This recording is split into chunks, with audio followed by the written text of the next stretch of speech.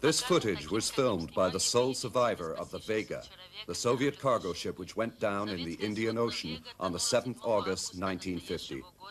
To this day, the circumstances of this tragedy have never come to light, since no distress signal was ever picked up. Following the disaster, this passenger, whose identity we cannot reveal, filmed his daily log. The motor of his lifeboat has burned out and would appear to be completely unusable since the castaway is using his oars. First day, he shows us what provisions he has. We can see biscuits and his double water rations.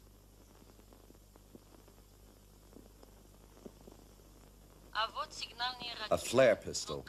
He seems not to have any instruments for navigating or taking bearings. His morale is good. Third day. Morale is still high. The man jokes about wanting a smoke.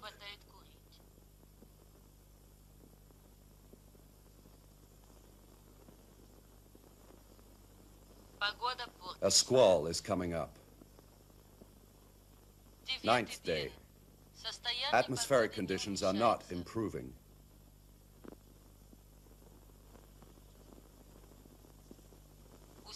Fatigue is starting to set in.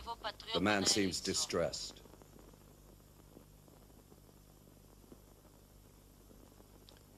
15th day. He has thrown away a container of water. It must have been empty or the water tainted. He shows us his provisions, which have diminished and which he has now divided into daily rations. His face is sunburnt. His morale is suffering. It is twilight. This shot may have been accidental. It is undated. 21st day. Something must have occurred. The man is euphoric. He says, "I'd film it if I could." He shows us his provisions again, and we can see that during the last 6 days he has not touched them. What or whom is he speaking about? How can he keep himself in such good shape? 27th day. The man is in better shape than on the 21st day. Watch him closely. His behavior has modified. Are we to understand from these gestures that he is watching the sea or that he is on his guard? What exactly does he mean? Look at these provisions, which remain untouched by him. How is he feeding himself?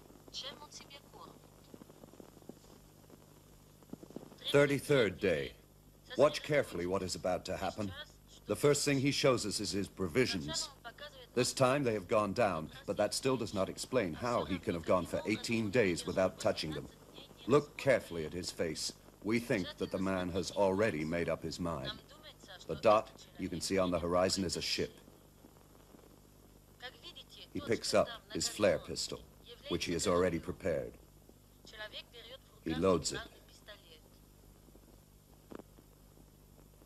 He is going to fire. He doesn't fire. He puts it back down. This decision might have cost him his life.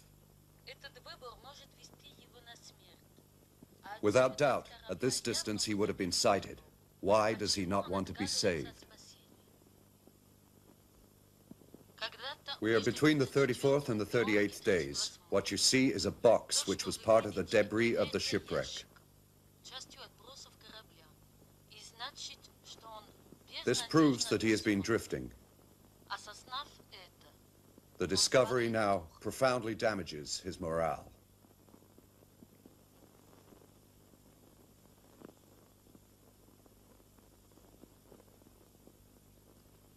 "39th day. He is very tired. His health is now endangered. He repeats, 'I don't see it anymore.' What or whom is he talking about? In theory, this man should already be dead. 40th day. It is twilight. This is certainly the last of his rations.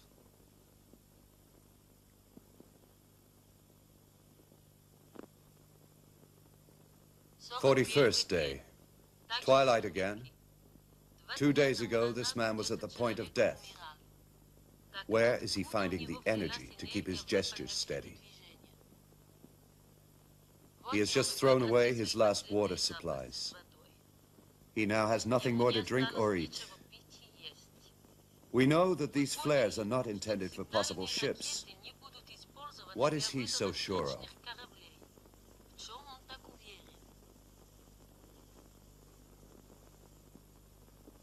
42nd day. Twilight once more. We do not know why he is filming, but presume that he is on guard and is afraid of missing something. Pay close attention to what you're about to see. Everything takes place very quickly.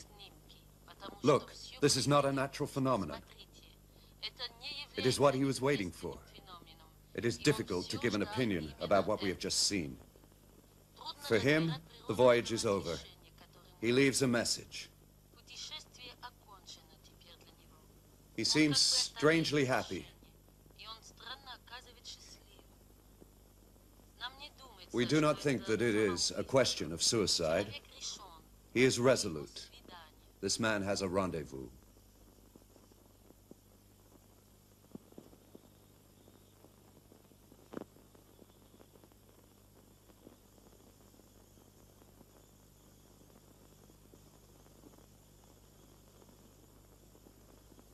The lifeboat ran aground on the coast of Madagascar. The salt spray had already half effaced the inscription that the man had written on the tarpaulin. Looking closely at the letters, one could read, "Those who have seen it can never come back. It's the rest was erased forevermore."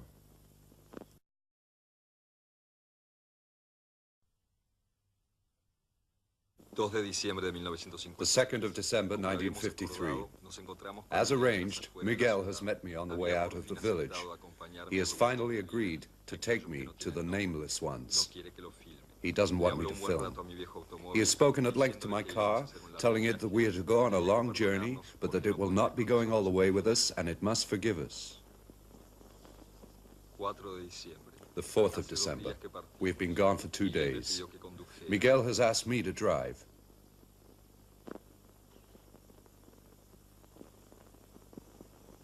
He has accepted the camera since my assuring him that this film would only be seen once one or the other of us was dead.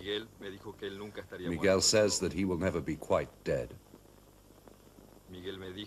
Miguel has told me that his father lives on the edge of the other world. He would not tell me any more. 5th of December. We arrive at the house of Miguel's father. He tells me that his father was born soon after the beginning of the world and he is tired.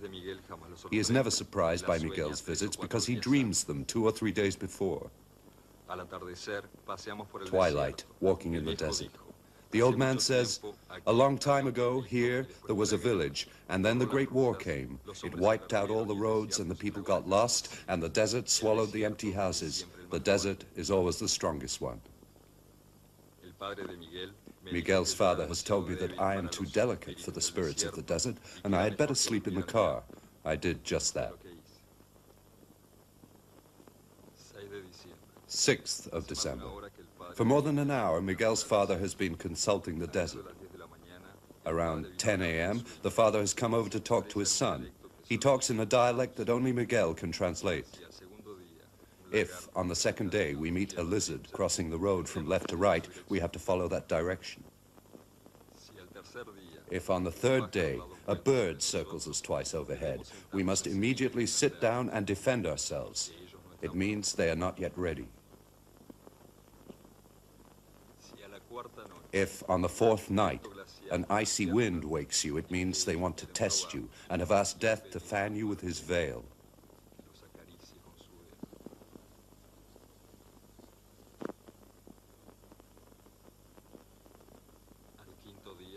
On the 5th day, they may show you something or nothing at all. They are very powerful, but they hide themselves since what they do is not of our world. They capture words because no word is true, and they drive them into the earth. Our Mother Earth is wounded by words that carry madness, and the night takes vengeance on men and frightens them by setting the words free. And when the earth speaks to herself, I am terrified, and I hide away in my cabin.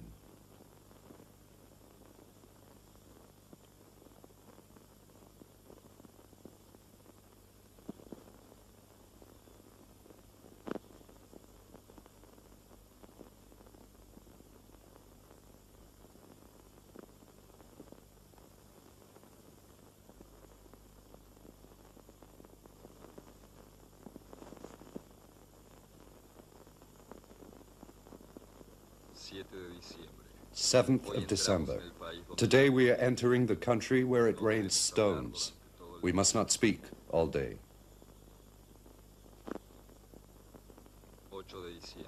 8th of December. We've just seen the lizard. Now we must follow this direction. A stop at the end of the afternoon. I can hardly believe we have to actually follow a lizard. Miguel tells me that it was nothing but a lizard.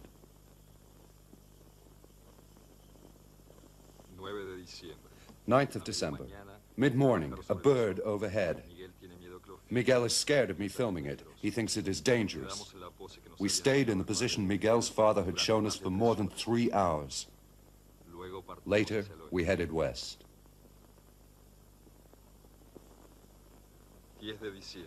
10th of December.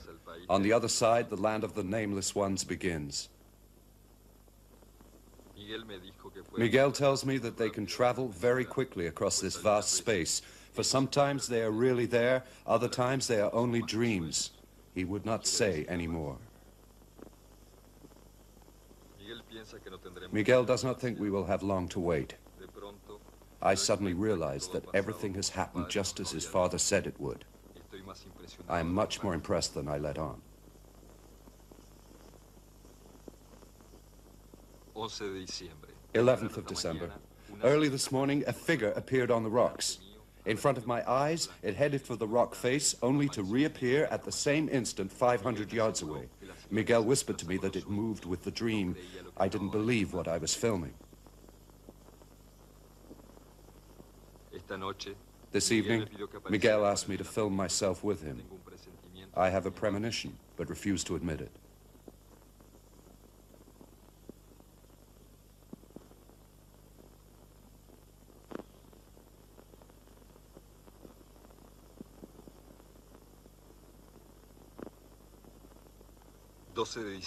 Twelfth of December. Early this morning, 2 figures appeared, and at the very moment I saw Miguel down on the rock, he whispered beside me, "Time is only an illusion." I turned towards him, but he was no longer there. I was filming by reflex. When I turned back to the rock, it was already empty. So I looked for them over where I had seen the figure the day before. I found them again on the rock. They gave me the impression of disappearing into the stone. And then I saw them again about 3 miles away. At the edge of the precipice, they were looking out at their future destination. I thought they were going to wave to me, but they disappeared again. I knew I would never see them again. Later on, I went to the rock where I'd seen them and left Miguel's bag there. If there were any tracks, they would have been on the sand of the plateau. But by the time I got there, the wind would have wiped them out. There was nothing but my film.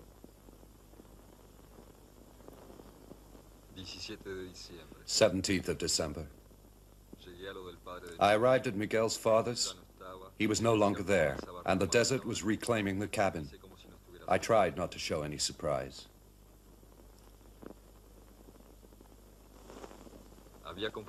I had found out that not all beings have the same allotment of time, and that those who can expand it become ghosts. Later on, I filmed myself cleaning the car, and then wanted to carry on filming right up to the last frame to reassure myself, to convince myself that I was not one of the ghosts that Miguel had told me of, one of those beings who return from the unknown to bring us messages that sometimes we do not understand.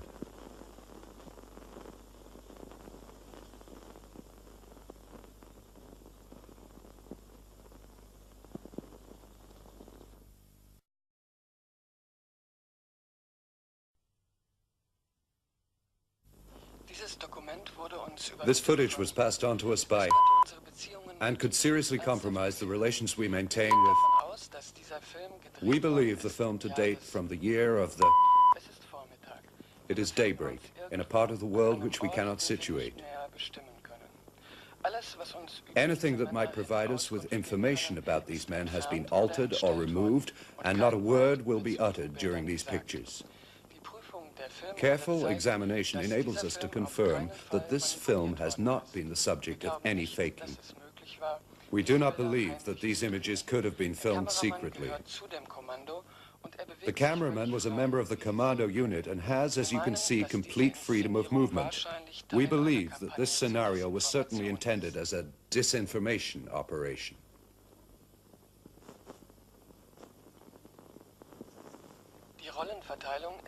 The setup is relatively simple. These men are keeping watch on the sea. Two of them are divers. The man you see walking past is no doubt playing the role of the leader. Notice how we end up seeing his face. This is intentional. This man is completely unknown to us. Pay close attention now to what is about to happen. The spot in the middle of the picture is a man swimming. Where has he come from? Is it him that the group was watching out for? It would be tempting to think so were it not for the fact that the pictures which follow were no longer filmed secretly. We can hypothesize that the cameraman knew the reality of this mission from the way he stays on this diver. He must know that he is seeing this man for the last time. Watch him closely, for in a few seconds this man will disappear before our eyes.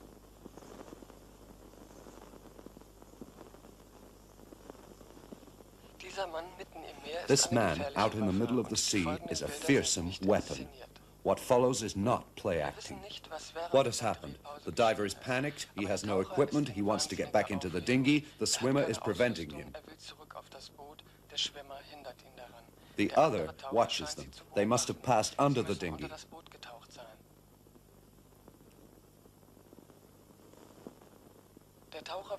The diver tries once again to climb aboard. Why is no one helping him? The swimmer intervenes.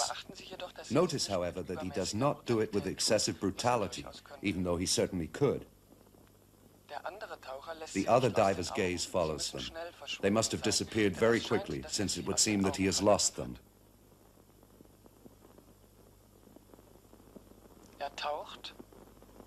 He dives.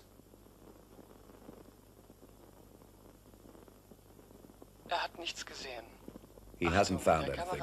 Look, the cameraman has spotted them, at least 600 yards from the boat. How are they able to travel so quickly? There, he is still holding onto the diver. He is dragging him along.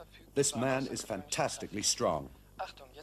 Watch now. He has just reappeared at least 400 yards from the boat. He is swimming with disconcerting ease. Right then, this man had decided to let us see only a tiny fraction of his potential. He dives again. We will not see him again. This has all taken place in real time, precisely 34 seconds. The other diver is flabbergasted by what he has just seen. He insists on searching the water, but he knows that he will see nothing there. The cameraman shows us that there is one person missing from these dinghies. That is the proof. 7 days later, the diver was washed up on a beach. He is now in a mental asylum. He is the only one who knows.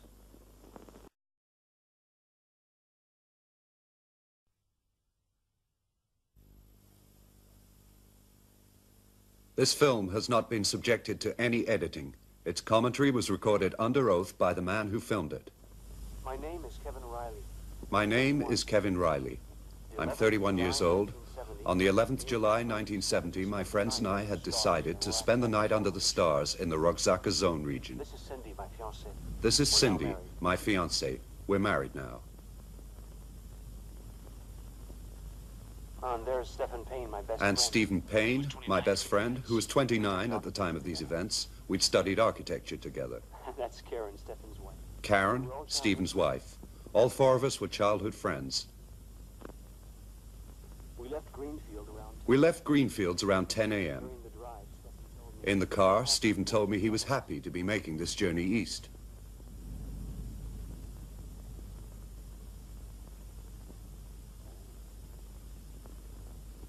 around 1 p.m. At about 1 p.m., we stopped at Pinewood Park, as we usually did whenever we took this road. We'd prepared a joke to play on Cindy.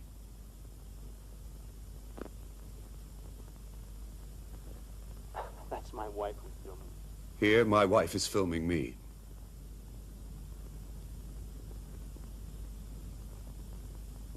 Karen and Stefan were very much... Karen and Stephen were really in love with each other.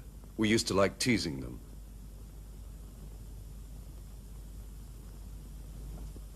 We left Road 340 a little before... We turned off Route 340 just before 4:30 in the direction of Roxaka Zone. It was the third time we'd been to this place. We passed the dunes. We crossed the dunes, then followed Roxaka Canyons. I have to say that during the walk... I must say that the whole way, Stephen showed no sign that could have alerted us to what was going to happen.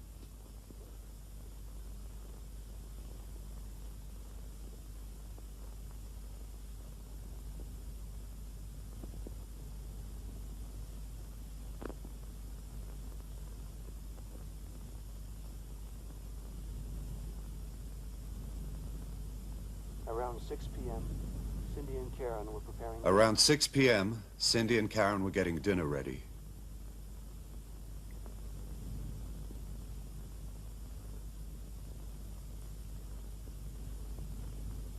Stefan came back and asked... Stephen got back and asked us if we'd heard the music that was like crystal bubbles.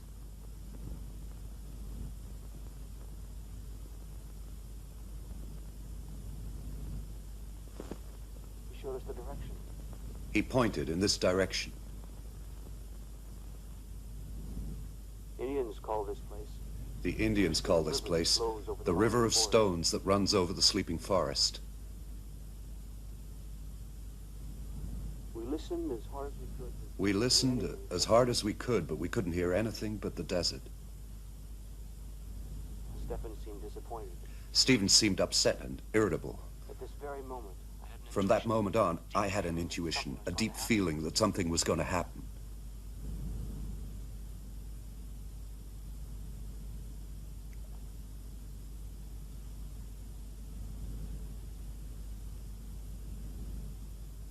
When I see these images... When I see these pictures again, it feels like I'm showing you a It happened dream. after dinner. The shock came after dinner. Look closely at our dear friend Stephen, because it's the last time we saw him. Look at the way he persistently stares off in the same direction. Stephen stood up. We don't know what's happening. He doesn't respond to our shouts. And then he jumps. He's running, and then he jumps. There on the dunes, we had to And face right there on the dunes, we had to face the facts. Stephen had completely disappeared. His footsteps were the proof. Karen started screaming. She wanted to... Karen started screaming that she wanted to vanish as well and go with him. Cindy tried to calm her down. Cindy was trying to calm her down. I was so blown away that I kept right on filming. And perhaps I did it because somehow I hoped this film would one day help us to understand how Stephen disappeared, what he'd heard, who had called him, and why this 11th of July he had leapt into the unknown at Roxaka Zone.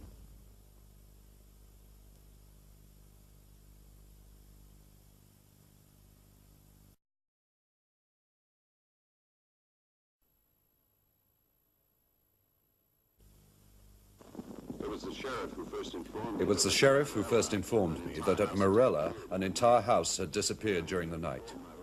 In 1934, Morella was one of the largest haciendas in the region. The sheriff said that it was a district that had never had any trouble and that the peons were peaceful. That day, the estate owner didn't want to meet us. The sheriff reckoned there was something fishy, but he didn't want any problems with the guy. We arrived ahead of the villagers, who were going over there in a procession. No preacher wanted to come along with us. The house had gone, but its inhabitant, the bruja, the witch, was sitting in her chair. The tree next to the house. The peon said she was a shape changer. The sheriff only had 2 deputies, so when the peons got there, he wanted to parley while he waited for reinforcements. The crowd was real jumpy. The dogs have been howling all night, the peons said, and tomorrow it's us who'll be howling. The sheriff told them that we were going to talk to the government about it, and the crowd calmed down so he could show me this child. 4 days ago, he said, this child was bitten by the witch who had transformed herself into a coyote. The people are really worried. They believe anything they're told. And where has her house gone, I asked. I don't know. I really don't know.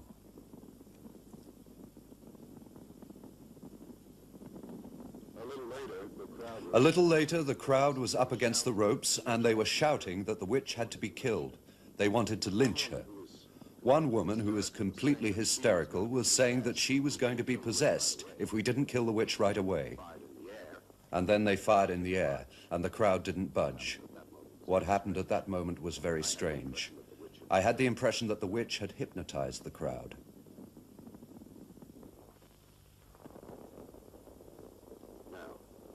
Now, watch what's going to happen. Watch the woman who's kneeling.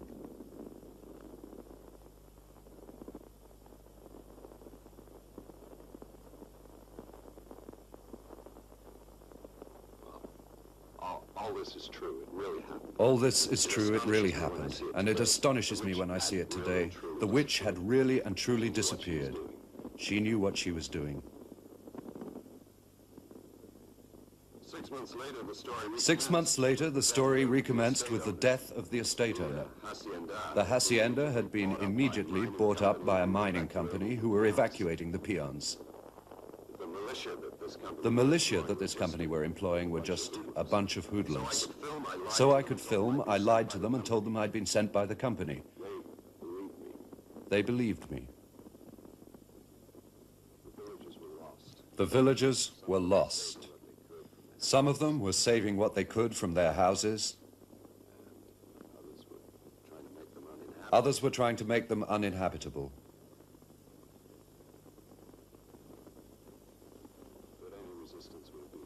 But any resistance would have been illegal and a lost cause, and they knew it. This old man was saying a peon must resign himself to life, and that's what they did. Nobody mentioned the witch again to me, even if some of them believed she was directly responsible for their fate.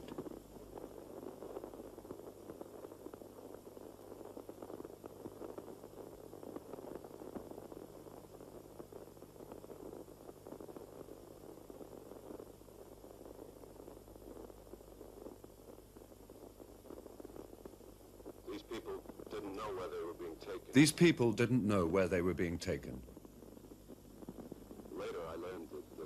Later, I learned that the militiamen had left them near a disused mine and that several families had settled in there, while the others had kept on walking.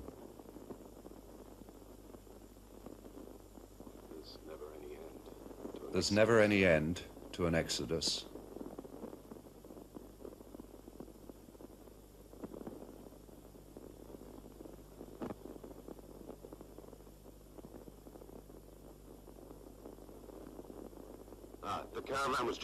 The caravan was just heading into the woods when a dog ran out into the road. I didn't see where it came from, but I attempted to follow it because I had a feeling something was going to happen. It went in the direction of the witch's house. It went in the direction of the witch's house. And when I got there myself, the black figure had come back, and the dog had disappeared. I was very frightened. I was very frightened. I didn't dare go any closer. I didn't want to know what was under the veil. I knew nobody would ever believe me.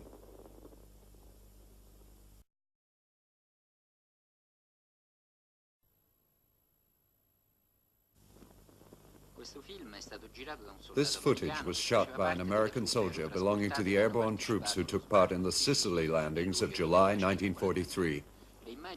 The pictures you see have undergone no editing and remain as we found them on the 19th August 1943 on the beach. This soldier was a very meticulous botanist, for we found in his notebooks very precise descriptions and sketches of all the plants he filmed. There was, however, no other information which could be of any help to us. We questioned this shepherdess, who remembered well having met the soldier with his camera. But, as these pictures show, she had not wanted to be filmed, so she had not spoken to him. She was unsure of the date.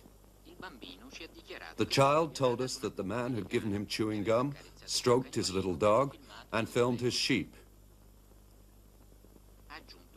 He added that he had been very kind and that he'd been looking all around saying, "Bello, bello." We were not able to question this old man, since he died 1 month before we began our inquiries.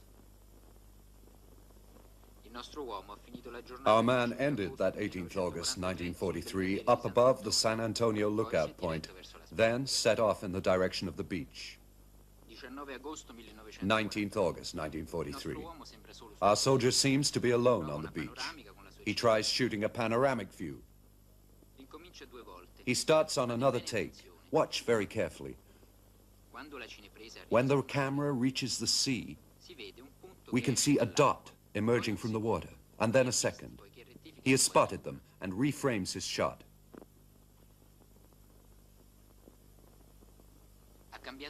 He has changed lenses.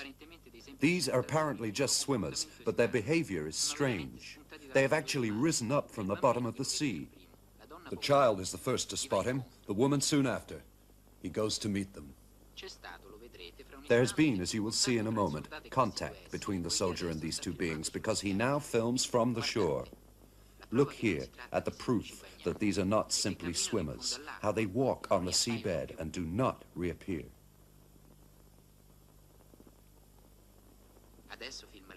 Now he films their footsteps before they disappear forever. He is feeling the need to accumulate proof, in our opinion, because he himself is not sure of what he has just seen and heard. He goes into the water with his camera. Watch these images closely, because our man is right now making a terrible decision. He tries to show us the path they took. These pictures speak for themselves. The man wants to go with them, out there where, as he well knows, he will see and know no more. What did they speak to him of? Who are they? Unfortunately, we will never have an answer to these questions, for the notebook contains no information on these two persons. Was he intending to come back when he left his camera on the beach? Watch. What you are about to see is a true enigma. The soldier enters the water.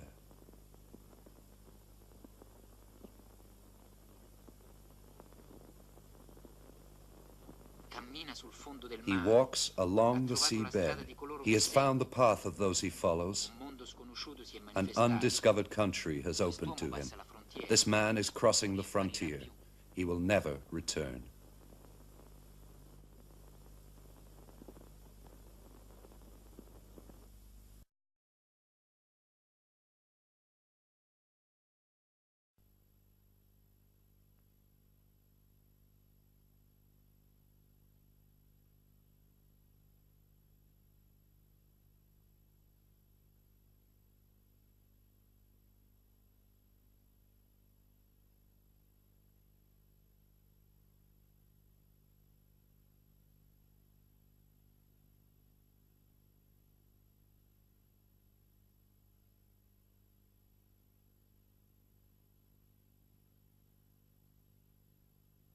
It is the 15th of April, 1990. The man you see in this footage is called Tibor Nagy. Today, once again, he will welcome the people who have been his followers for years. A very special anniversary is being prepared for here at the crossroads at Grand Central. And the story of how Tibor Nagy comes to be celebrating it is one of the strangest ever to befall a man. Tibor Nagy's real story started 36 years ago on the 15th of April, 1954, the day of his 40th birthday. Tibor, his wife Helene, and their daughter Esther, then 12 years old, set off in their car for Woolworth, where Helene's sister lives. There are two possible routes from Cape Town to Woolworth: Route 27, just open to traffic, and Route 4, the old road, now empty of heavy vehicles. It is here, 25 miles out, that the Nagy's whole life will reach a turning point. It was about 10:15, Tibor would later declare, when a huge shadow stopped right above us and brought the car to a standstill. Nothing would work. My wife screamed. My daughter started to cry. I told them not to be afraid. And then it seemed like night fell all round us. I don't know how much later, when I opened my eyes, we were all in the car, and the car was in a round white room which was vibrating gently. I got out of the car, and suddenly, right in front of me, I saw the moon coming at me. So I took out my camera, which I always take with me when we have little get-togethers, and I filmed. I was shaking with fear. Good God, was I frightened.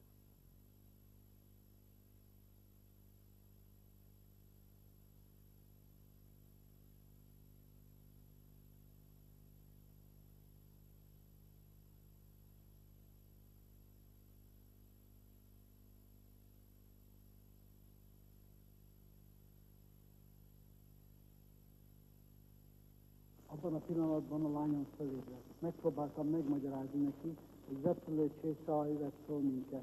Ugyanekkor egy férfi lépett be a szobába. At the same moment, my daughter woke up, and I had to explain to her that I believe we had been picked up by a flying saucer. At the same second, a man stepped into the room. Man, what was he like? Ugyanígy nézett ki, mint mi, kivéve sisak volt a fején. He seemed like us, but he was wearing a helmet on his head, and I couldn't see his face. He didn't say anything, but we understood that we needn't be afraid, and that I could film whatever I saw, but not the inside of the ship. I remember perfectly saying, "Yes, sir," and my daughter yelling, "We're higher than the moon." I watched and filmed. I filmed till I was out of film, and then I felt like we were falling.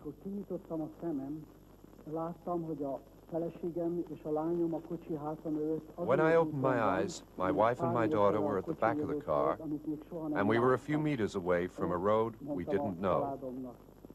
And I told my wife and my daughter, "God wants to test us. We must be brave." 36 years later, Tibor Nagy has taken his car back to the same place. All around him, every detail has been recreated, down to the field which has been cut the same way, and his words remain the same. When I opened my eyes, my wife and my daughter were at the back of the car. And we were a few meters apart, away from the road we didn't know really. And I told my wife and my daughter, God wants to put us to test. We must be courageous. No one believed Tibor Nagy's story. Those of us who remember the period will know that scarcely a day went by without some Ohio farmer or fisherman from San Francisco seeing a flying saucer.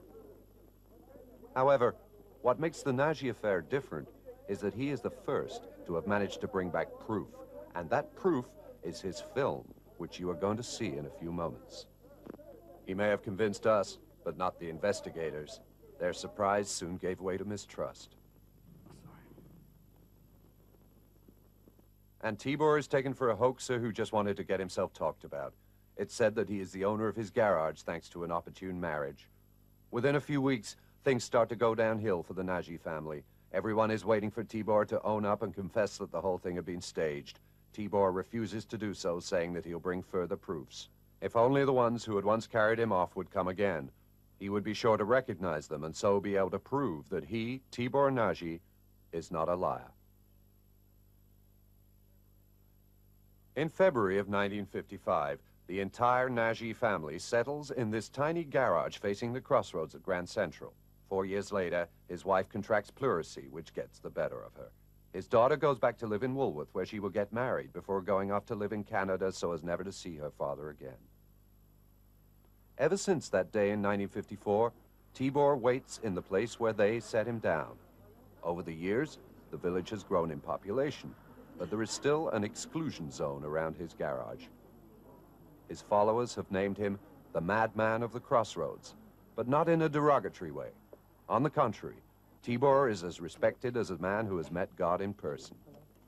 And it is as if one were setting foot in a shrine on that day when, in remembrance of all his trials, he shows his film.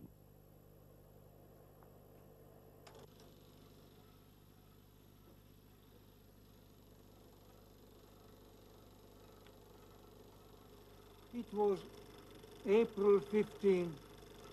That day, Helen, my wife, and Esther, our daughter, and myself, we should have gone to visit Aunt Martha in Woolworth.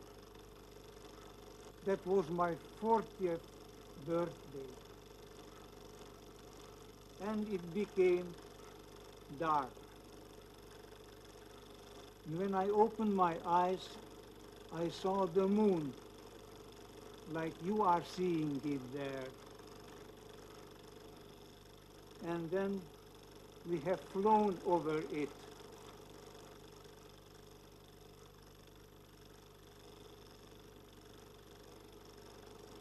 and I woke up.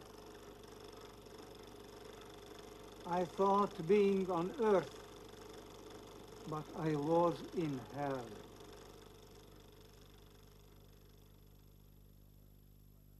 The publicity given by the press to this affair was a kind of protection for Tibor Nagy. Others were less fortunate. 2 years later, the inhabitants of this hamlet, situated 2 miles from the spot where Tibor had been carried off, and about which nothing was ever asked during the investigation, were evacuated, and sometime later the houses were burned to the ground and the road that led to them completely obliterated. Why did they want so badly to wipe out all trace of the Nagy affair?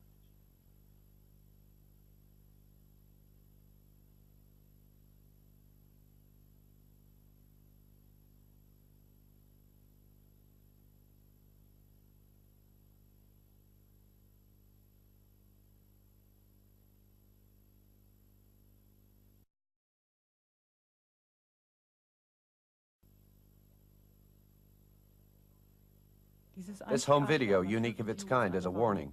It was put together by Mr. father of Peter and responsible for shooting the footage. Even as we tell you of it now, this story has only just reached its conclusion. As you are about to hear, Peter's father doesn't tell us everything, far from it, and a lot of things remain mysterious. Wherever possible, we have tried to cast some light on those shadowy areas. The 30th October 1979, my son and his mother leaving the hospital. Peter was born on the 14th October. The examinations were endless. I haven't found the matron. I'm convinced she lied to us. 16 days after his birth, Peter at last came home, and our life changed. We didn't go out anymore. We didn't have anyone round. In these pictures, Peter is exactly a month old. Since we got back from hospital, we hadn't noticed anything out of the ordinary. His mother and I were happy and regaining our confidence. At 3 months, Peter was a very quiet child who smiled in his sleep, so we were sure that any danger was remote. Here, for reasons we don't know, the father's commentary ceases for several minutes. We'll get it back later. The images which follow perhaps explain this silence. It seems it all started towards the 6th month. Watch carefully. The mother is playing with Peter. While his mother's attention is elsewhere, the child looks up at his toy and the toy rises. It was the father who slowed down these images himself by way of silent commentary on this thing they'd been dreading all along. It is now the 14th of October 1980. What has happened over the last 6 months, we shall never know. The parents enter the room and find the curtains of the bed, as you can see, in disorder. These knots, which the father comes back onto, prove it could not have been merely a breeze or the curtains coming unhooked while the child was asleep, but that it was the child himself who exercised his willpower on them.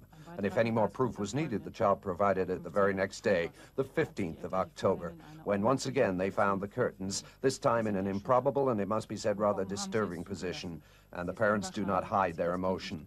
But how can they have let him do it? It's unlikely that they would not have kept an eye on a child alerted by the events of the day before. But those images we will never see, since they doubtless confirm to the parents that Peter would never be like other children. Here, our little boy is 18 months old. He has been under the doctors for 6 months. We are told that it will all pass given time, and that we should carry on as if nothing was happening. It's true that at first Peter only used his power on insignificant things, but despite all our efforts, we had trouble coming to terms with the extraordinary. And as time passed, what happened was the exact opposite of what they had predicted to us, as we finally understood on Christmas Day, when Peter, who was 3½, started to truly master his power. As you will see, twice he managed to unhook the balls from the tree, just one at first, but then he was so proud of what he'd done that he kept 3 of them up above his head with an ease that was entirely new. This was the first time he managed to display several objects at the same time. During these moments, Peter was so happy that we were quite disarmed.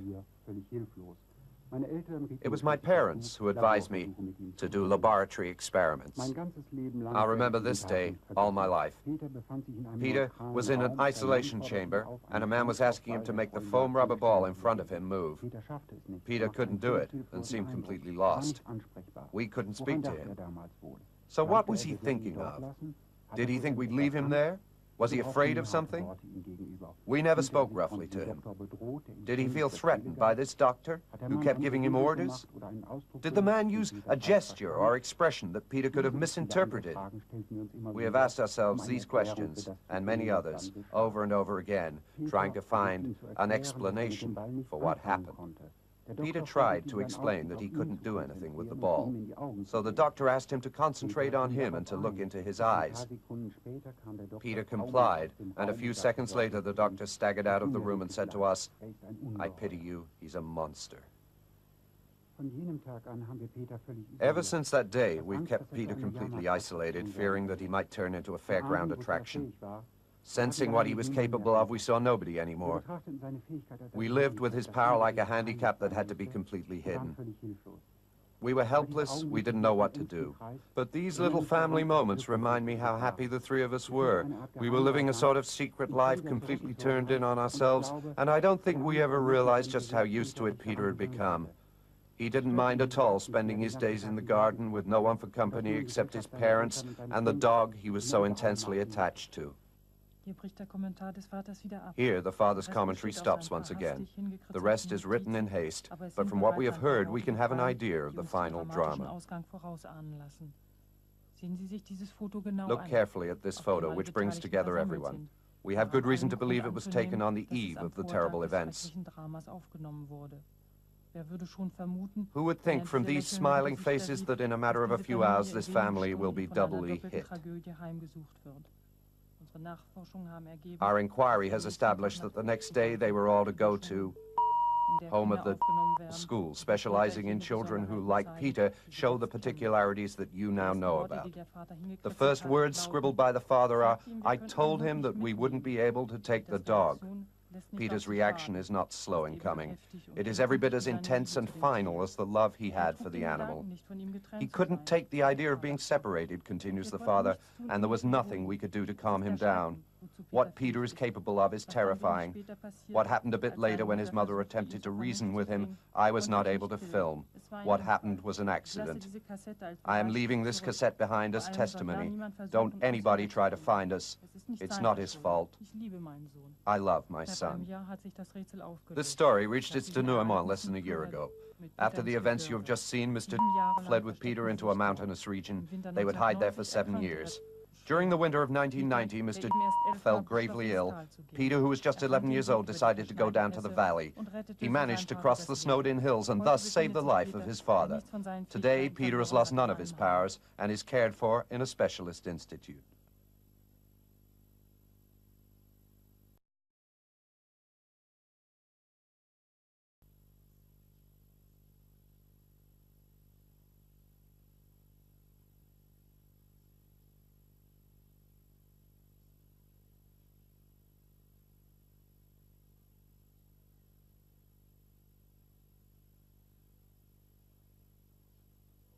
In 1961, on the plateau of Takahama, the first exchange took place between Earthlings and, referred to by the term, guests.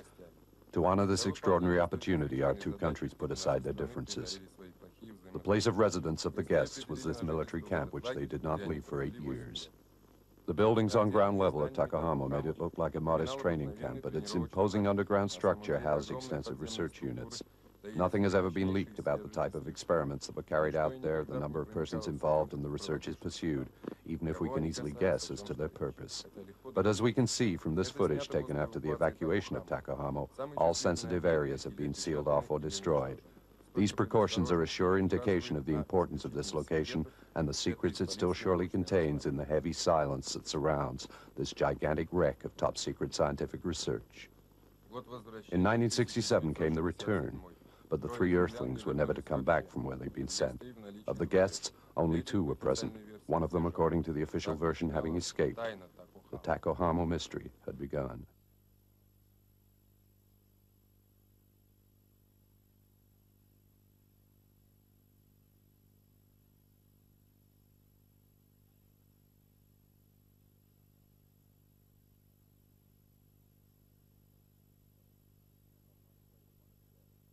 Ten months later, one of the guests, answering to the codename Alson II, was found in a district of... On one of the tapes recently released by the International Commission on... You can hear this recording by Agent reporting on these images, the only ones we possess of this surveillance. Alson II as a subject kept very precise and regular hours. He only appeared at the window at the close of day. He was always dressed to go out and gave the impression he was watching for a signal or waiting for someone. During the 2 months of this surveillance, Olsen 2 was completely alone. He never replied to the telephone, despite our frequent calls, and only went out 2 times a week. He always bought the same things. I don't know where his money came from. The footage from when Olsen went out has been destroyed at the request of... One day, Olsen 2 got onto it. I think he may well have known of our existence for a long time, since from the day he went into this house, he never switched the light on. One day, Olsen 2 actually manages to slip this close surveillance and disappears again. Has he really escaped, or is this a transfer disguised as an escape? We shall never know.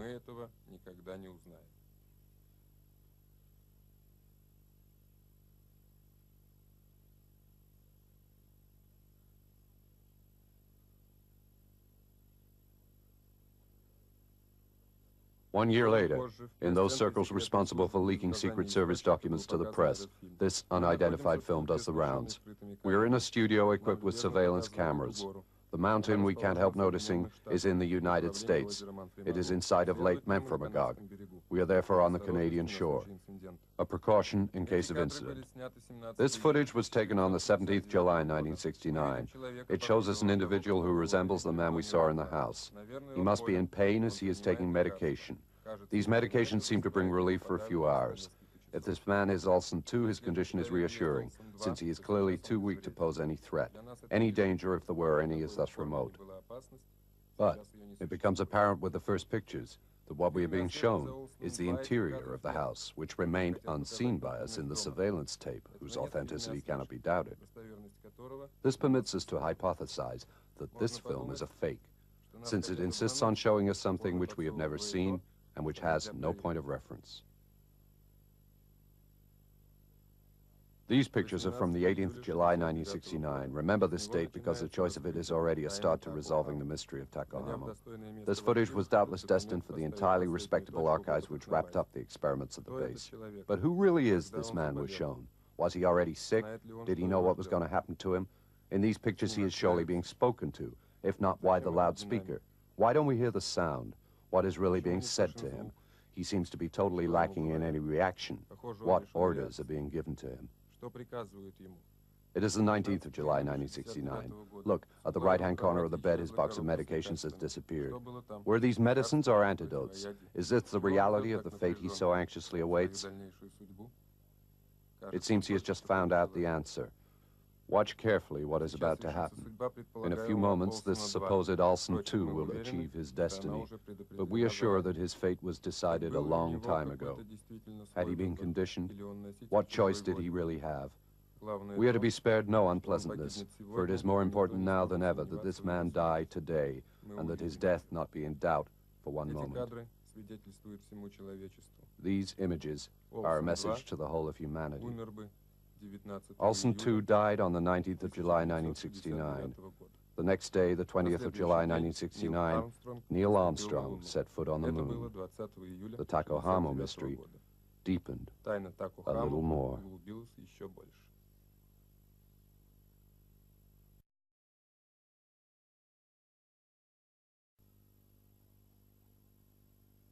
Hello, my name is Henry Matthews, and I am the host of the At Once Show, broadcast live on WACN TV. Today, in order to bring my testimony to the Documents Interdits series, I would like to show you some pictures that very few people have ever seen. But first, let me tell you a little bit about At Once. 3 times a week, we open the television station switchboard between the hours of 8 p.m. and midnight. On a simple call from a member of the general public who wishes to bear testimony or would like to shed light on some particular event or situation that we agree should be exposed to the public, we dispatch a mobile television crew so that we can all witness live the development of the situation. In the 3 years that we've been broadcasting this show, we've never run into any true serious problems. We've had some rather strong, intense moments, but never anything that could have endangered the crew's life. Although they are often subject to rather erratic and peculiar human behavior, very different people living in all sorts of places. No, I would say that At Once is the sort of television show which needs an enormous technical backup, because we are willing to go anywhere, We are on the lookout for anything, and we show everything. On May 15th, 1989, at 8:45 p.m., we received a call from Mrs. Anna Marie Ferguson at 1036 Sun Avenue. At once, good evening, go ahead. Your name and address, please. What's that noise? What are they? Animals? Squatters? Water pipes? Have you called the police?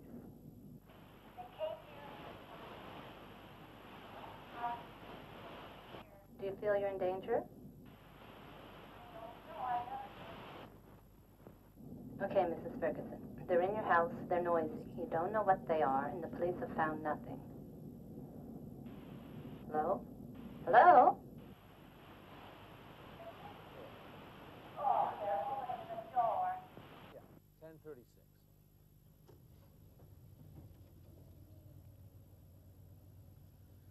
Well, it looks pretty deserted, if you ask me. I think I want to verify the address. Henry, could you confirm the address for me, please? Well, this is the place.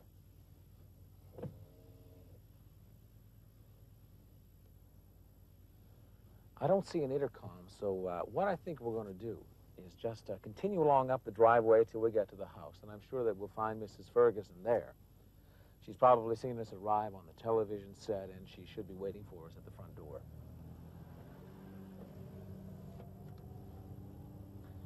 Just want to remind you, we're at 1036 Sun Avenue. We got a call from a Mrs. Ferguson. Apparently, she's been hearing some mysterious sounds inside her house, and we want to check out what that's all about.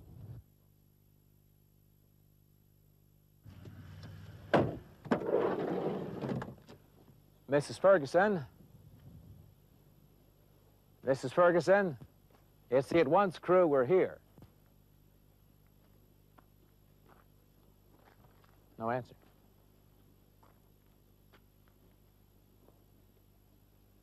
I don't see any lights on up there either. In fact, the place looks a little empty right now.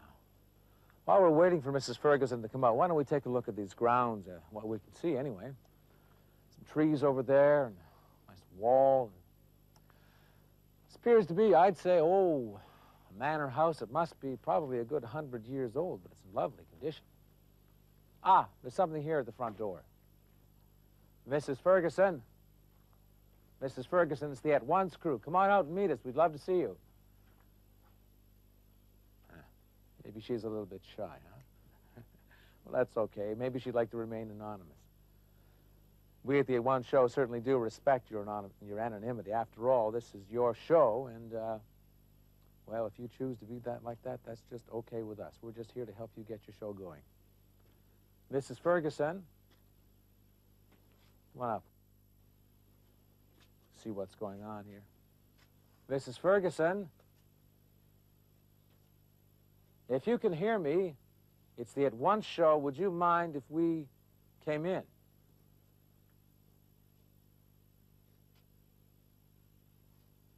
That's pretty strange.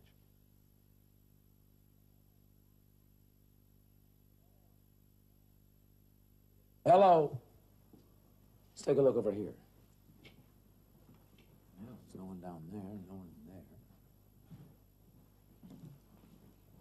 Whoa. As you can see, this is a very spacious and gracious house. And someone could hide here for a very long time if they didn't want to be found. Take a look at that. Beautiful frescoes on the ceiling. I would say that that's an indication of the tastes of our hosts, of the people who live here, from whom we'd be very pleased to receive a guided tour at any time. Let's take a look upstairs. Mrs. Ferguson, it's the At Once crew.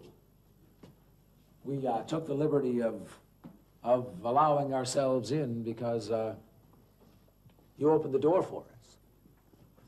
Mrs. Ferguson,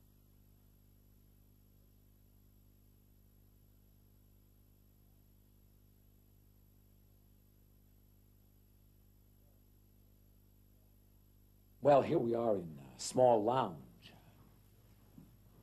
which is right next door to a much larger lounge. And as I get to take a look around here, I see that it's absolutely filled with pieces of art, all shapes and sizes and descriptions. Obviously, this is the home of a great collector. But we still haven't seen Mrs. Ferguson, nor has she given us any indication of where she is. Henry, can you hear me? Because I certainly cannot hear you. I've got to tell you something. As you might be able to see, our light has gotten quite a bit dimmer.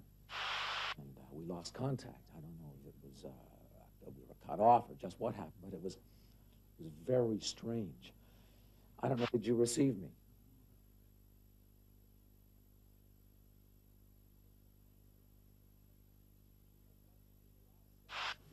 It's the At Once crew. We're live on WACN TV. Mrs. Ferguson. Mrs. Ferguson. Mrs. Ferguson, would you come out, please? This is where we cut off, because suddenly this horror film situation turned to drama. Sometime before, another car and crew had left to go to 1036 Sun Avenue, and the pictures we received were these.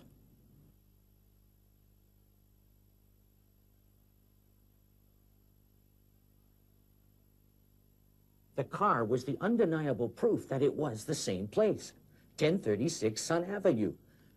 Now, watch carefully the pictures that follow. When I put the first crew back on air, this is what I received. Henry Matthews, I think you can still hear me, even though I can't hear you. So I'm going to continue with our visit. I don't know how much you can see, though, because I've never done a live broadcast in the dark. But while we still have a little light left, we're going to see what's around here. Just a second. Come in here. Take a look at this. What? This is very strange. It's all over the floor. I don't know what it is. It looks like it's incredible.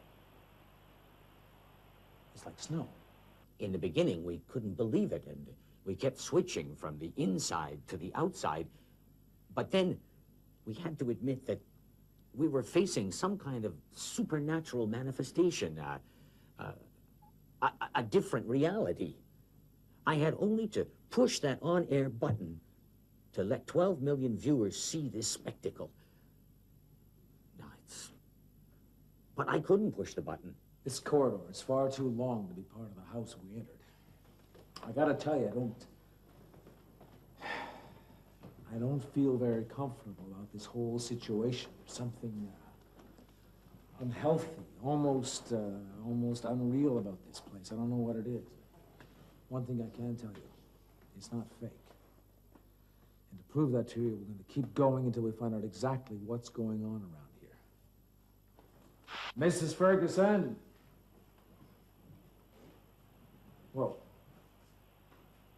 I don't know about the quality of the pictures you're still receiving, but can you see that over there? There's, it seems to be an almost human-like shape on top of what seems to be a sofa. Let's go a little bit closer, take a look.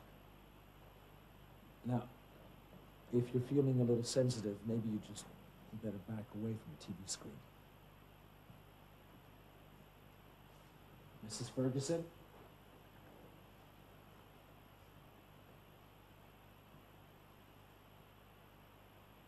That's nothing. I thought I heard something from over there. Let's go check it out. Almost beyond this wall, it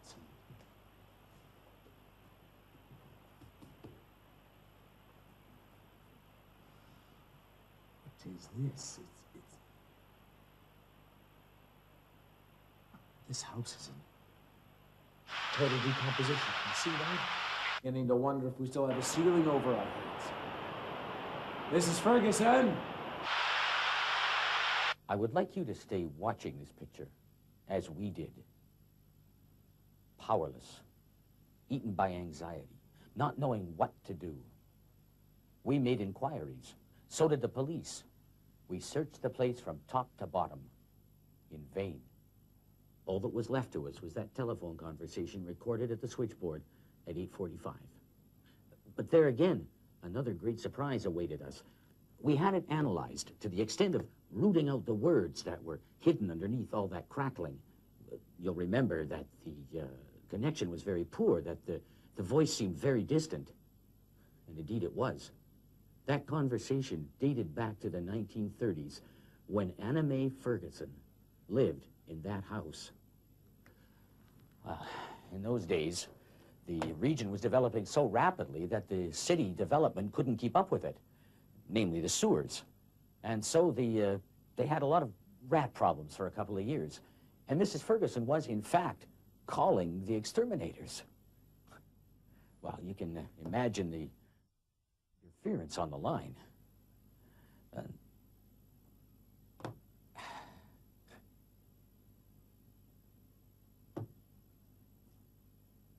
We never saw them again.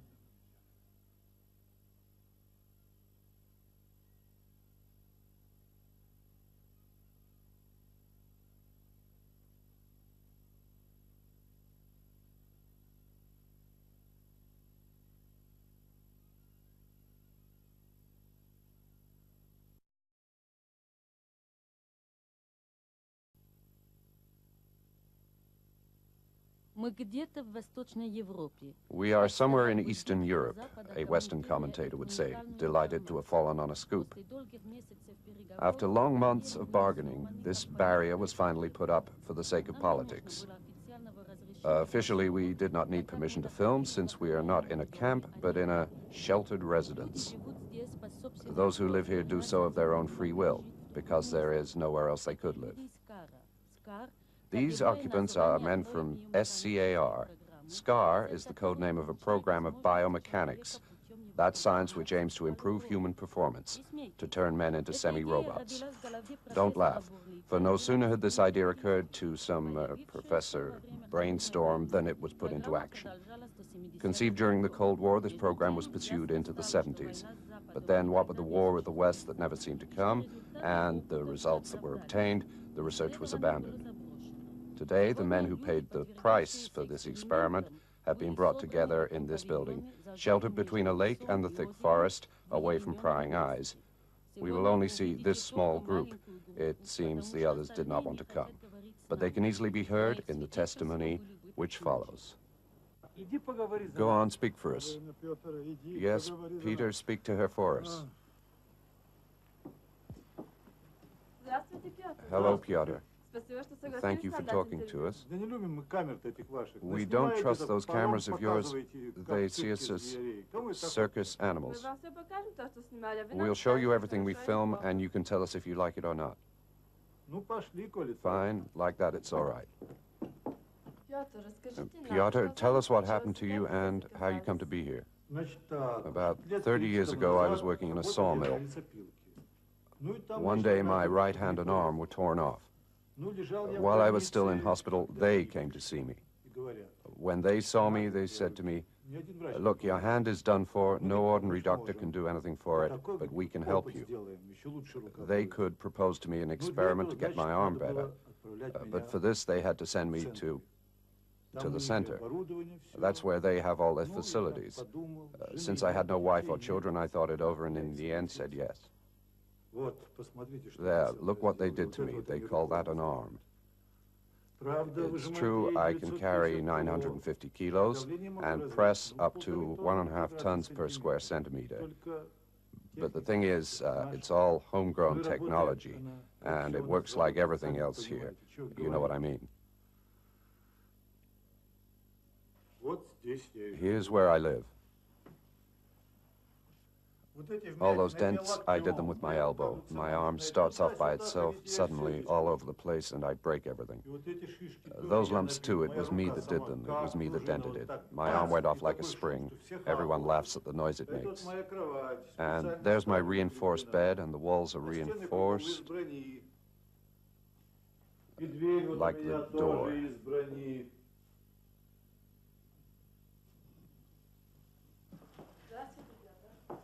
Hello, Piotr.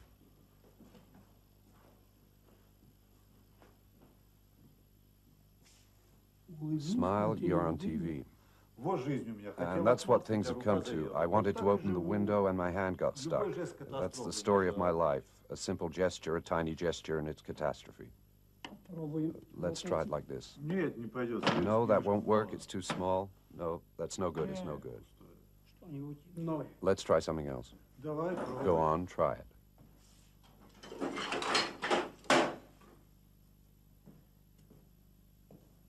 This one's stronger.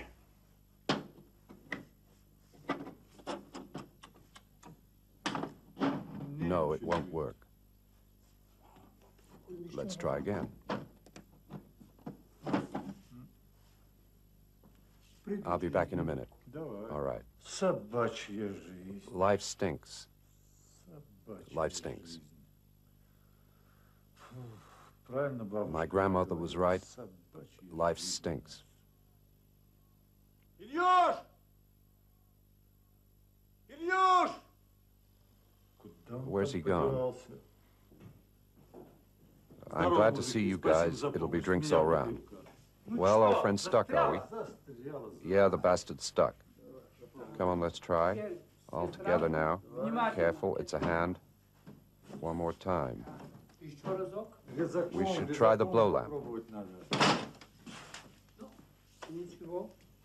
Don't worry. Careful, it's a hand, you know.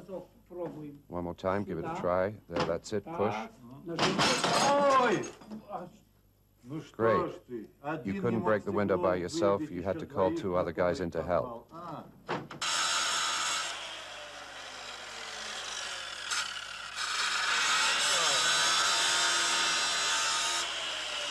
Stop, stop. You're going to break the teeth on the saw. You'll crack the blade. Get the blow lamp.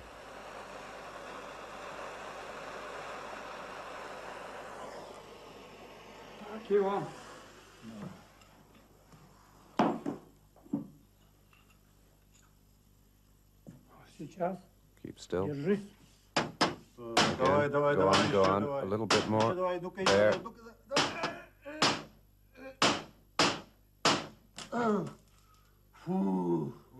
What a job. This man's an expert. The next time you want to open a door, use your feet. I'll do my best. Let's go to the hospital.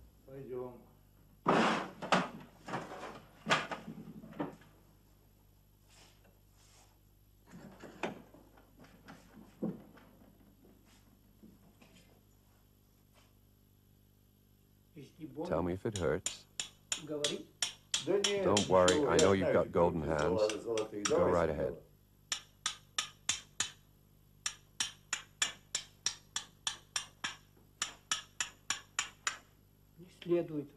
No unauthorized close-ups. Strategic material, top secret.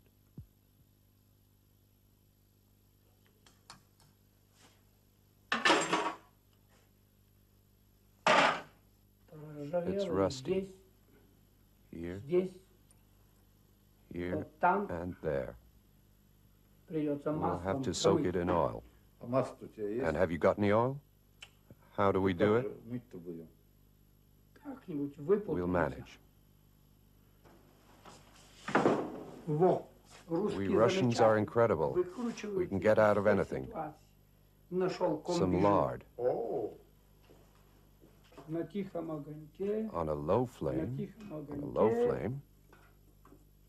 Шумел камыш, деревья гнулись, а ночка темная была. Одна возлюбленная пора всю ночь гуляла до утра. That's it. Hold it right in. You should put a pinch of salt in.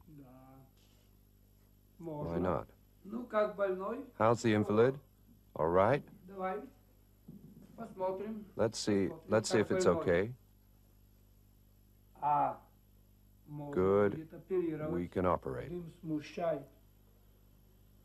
The smoke's a nuisance, but I don't want to risk it cooling down, because last time we had to start all over again. You should ask them for a fan.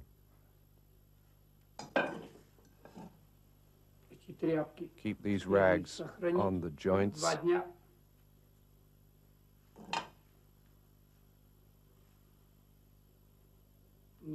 And we'll have to see you again. There are 823 like him in the camp. Officially, the SCAR counts throughout the territory number 15. That makes almost 12,500 forgotten by the Cold War.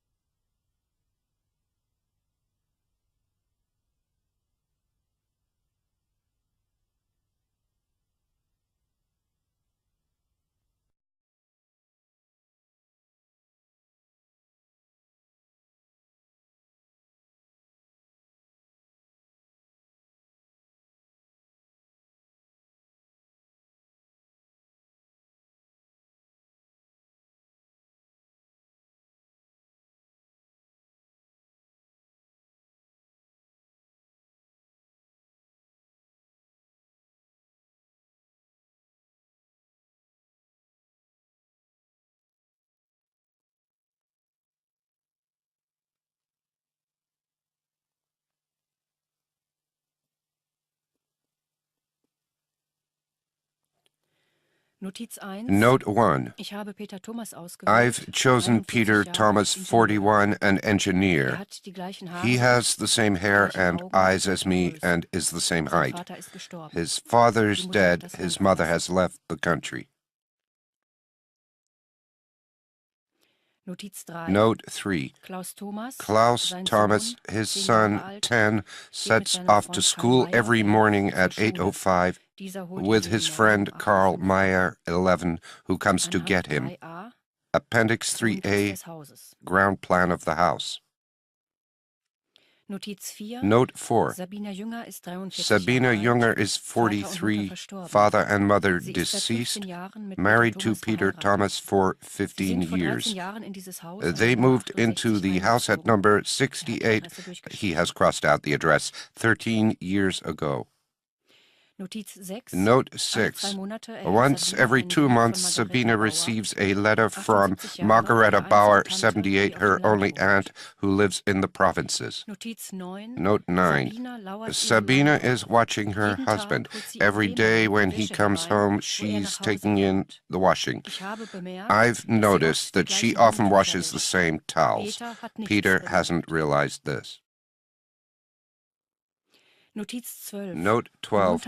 On Monday, Wednesday, and Thursday, Peter leaves the plant 2 hours early. Note 13. Peter visited Office 208 to put in an application for time off. Note 18. Peter is having an affair with Elena Markov, 31. They leave the apartment 12 minutes apart so no one will see them together. Appendix 18A, soundproofing the camera. Appendix 18B, concealing the slot opened in the lavatory door on the landing. Note on 18B, the location is smelly and surveillance conditions there very uncomfortable. Note 19. Their love nest is the apartment of Johann Müller, 82, a widower with no children. He's been in hospital for 64 days and won't be coming back. The room smells of body odor, stale tobacco smoke, and dirty sheets. 19A, Appendix, Inventory, Plan of the premises, names of all the tenants in the building. Note 23. Elena has been working as a cleaner at the theater. The name's been crossed out. Her colleagues say she got the job by sleeping with Marcus Hopfner. He's crossed out the rest. She's often late for work and doesn't have many friends there. Appendix 23A, names and addresses of all the theater staff. Note 25. Peter buys her nail varnish and she wears it on her fingers and toenails. Elena is friendly with Helena Schmidt, 63, who covers for her whenever she's away. In return, Elena gives her lipstick. Note 28. Elena is known as Elena Mikulic in her building. She lives with her mother, Anna Maria Mikulic, 65, a widow and alcoholic. Appendix 28A, list of tenants in the building. Note 32. I enter the house while they're in the garden and see Peter lose his temper with his wife, who was supposed to bring in the wood earlier.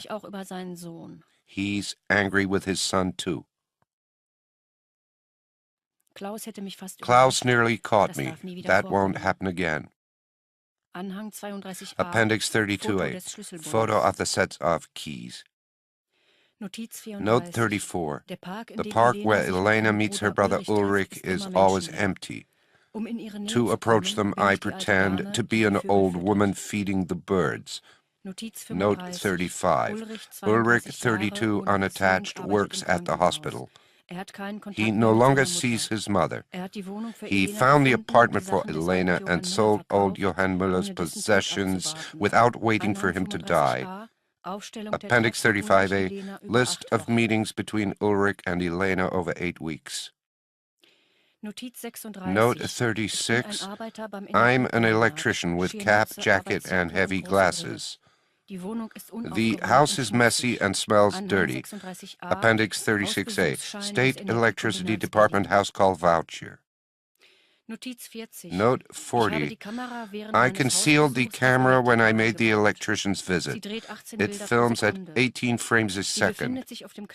It's on the little shelf in the bedroom aimed at the mirror that reflects the bed. It still makes a very low sound, but Sabina couldn't tell what it was. Peter came home at 2:33 in the morning. Sabina pretended to be asleep. Appendix 48. Diagram of the electrical circuit enabling control of the camera from the lamp switch. Note 46. I've hidden my face under a bag. I don't want him to know I look like him. I go out and come back with another voice. I've told him I'm the other man's accomplice and I could get violent. He keeps saying he's ready to answer all my questions. I don't have any because he'll tell me the truth.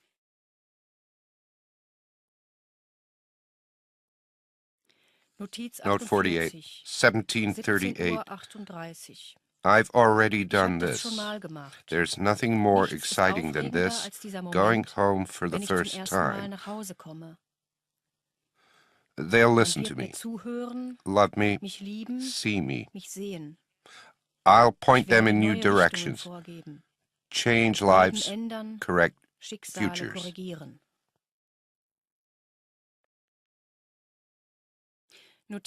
Note 53.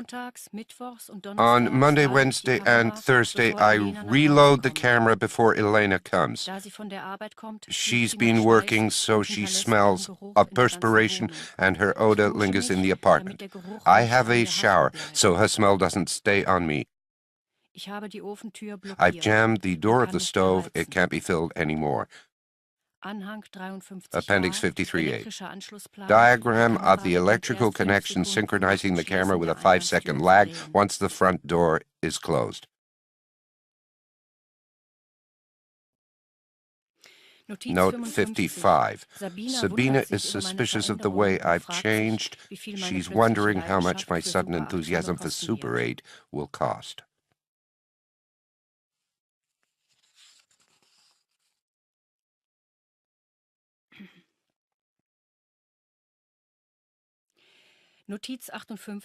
Note 58. I haven't been in touch with Elena since I've been the other Peter.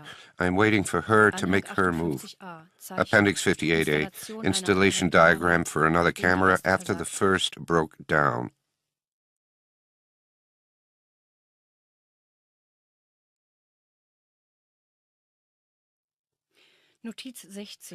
Note 60. My new family are used to my new toy. They barely notice the camera.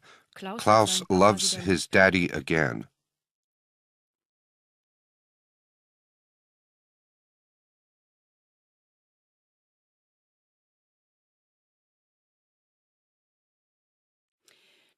Note 61. Elena will soon get tired of waiting. She'll make her move, and if I give Sabina a taste of happiness again, I think she'll want to hang on to it. Sabina doesn't have a mechanical weapon that makes a noise, and she mustn't use a knife because that could leave blood on the floor, which would be difficult to clean off the boards. Elena still expects the heating to start working again, which makes me laugh.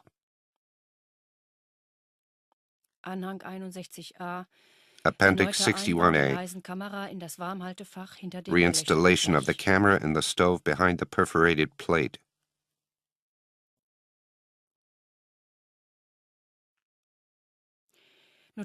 Note 64.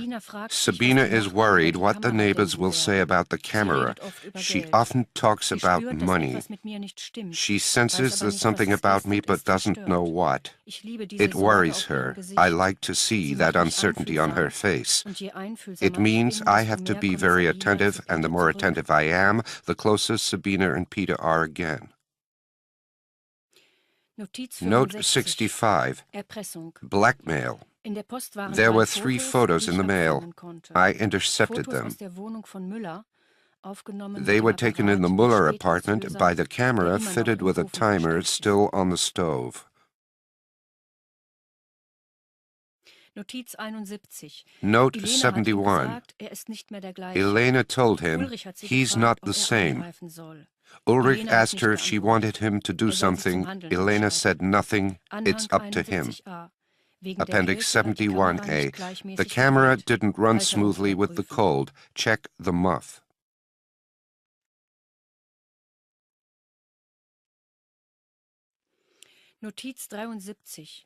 Note 73.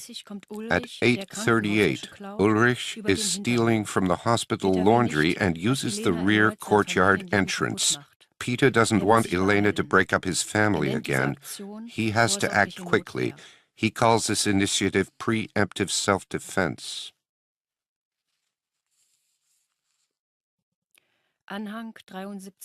Appendix 73A. Those who can't fight should let other people who want to kill them do it cleanly. Ulrich tried to get away from Peter and didn't fall right. He wasn't caught on camera. Peter had to film him by hand. It was risky, but absolutely necessary. That's the second mistake I've made in this operation, and it won't happen again.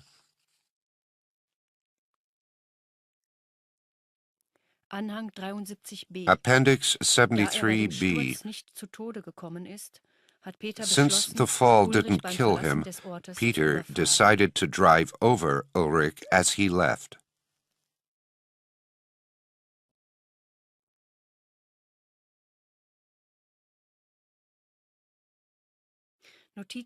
Note 75. Peter says he didn't do anything, yet on film he's the one seen escaping after running over Ulrich. I'm making him do things he'd never have done. He realizes that his former life was hollow and he's unhappy.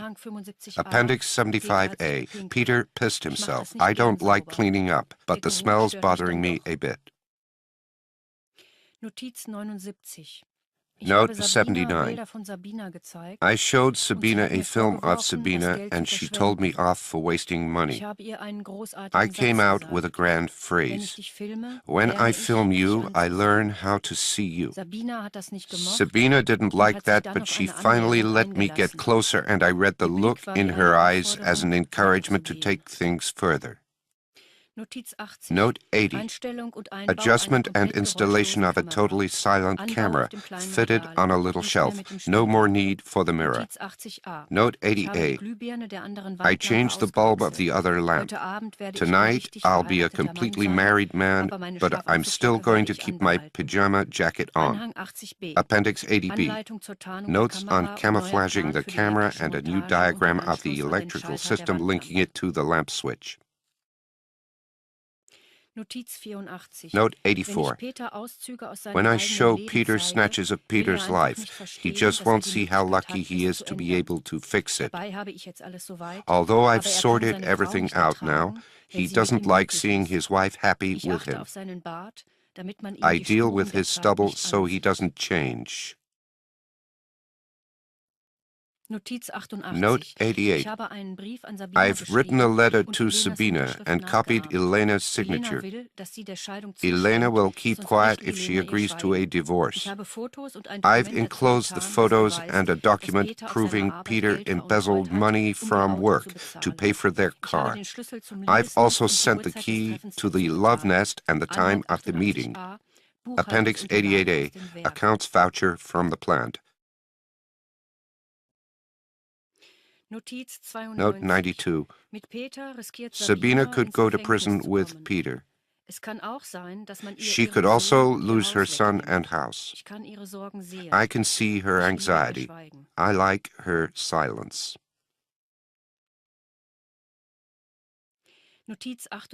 Note 98. I waited for Sabina. She came well before the time planned for the meeting, and the neighbor nearly saw her.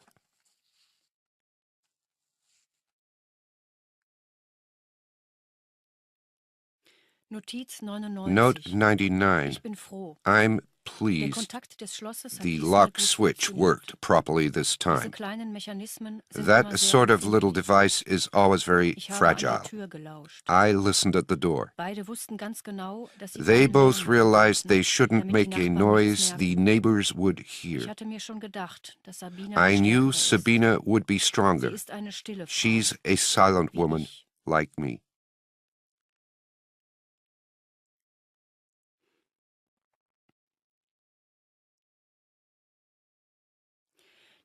Note 100.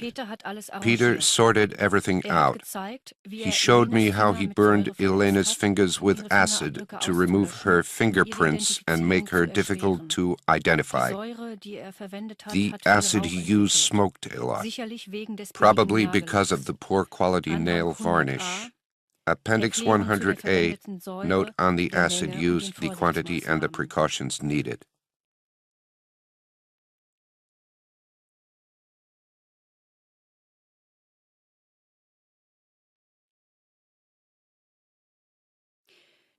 Note 102.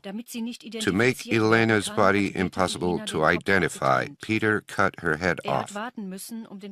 He had to wait to remove the body. He rolled it up in a plastic sheet and slid it under the bed like dust under a carpet. Peter dismantled the little contact device in the door, filled the screw holes, and concealed them with a drop of paint.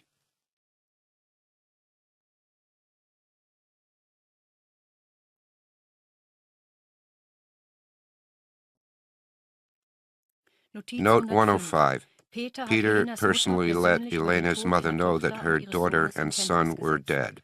Appendix 105, Elena's mother smells